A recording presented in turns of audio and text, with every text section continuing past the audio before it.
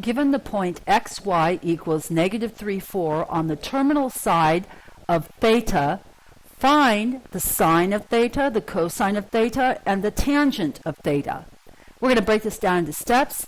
Step 1, we're going to find the value r, which is the ray of the terminal side of this theta. So we know that r is equal to the square root of x squared plus y squared. That came from the Pythagorean theorem. So that means in this case, since we know that x is negative 3 and y is 4, it's given to us, the r value is equal to the square root of negative 3 in parentheses squared plus 4 squared. So that's a square root of 9 plus 16, which is the square root of 25, which is equal to 5. So our r value is 5.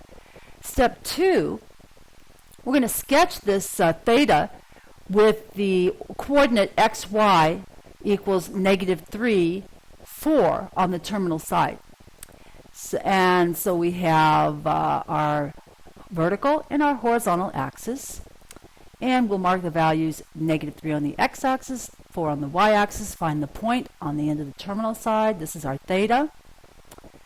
And thus we can see what we have here is a right triangle. If you dropped a line down from the point to the x-axis where negative 3 is, we would have x equals negative 3, y equals 4, and r equals 5. We calculated 5 in step 1.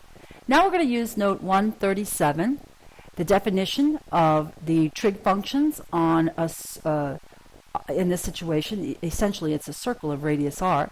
Sine of theta is y over r. So in this case, it's 4 over 5. Cosine of theta is x over r. In this case, it's negative 3 over 5. And the tangent of theta is y over x. So here we have 4 over negative 3. And if you think about it, this helps us understand where the idea of all students take calculus comes from. Remember what this symbol means, all students take calculus? It means that in the first quadrant, all the trig functions are positive. In the second quadrant, only the sine and its reciprocal function, cosecant, are positive. The others are all negative.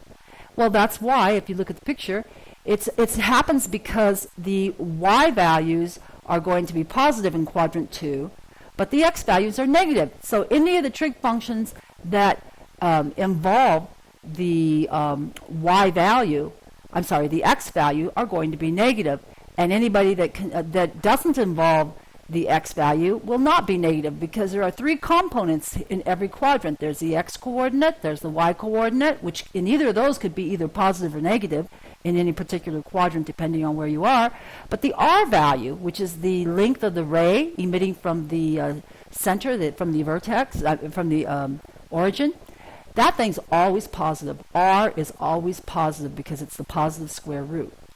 So that's where we came up with the signs. All students take calculus in the different 4 quadrants for each of the trig functions.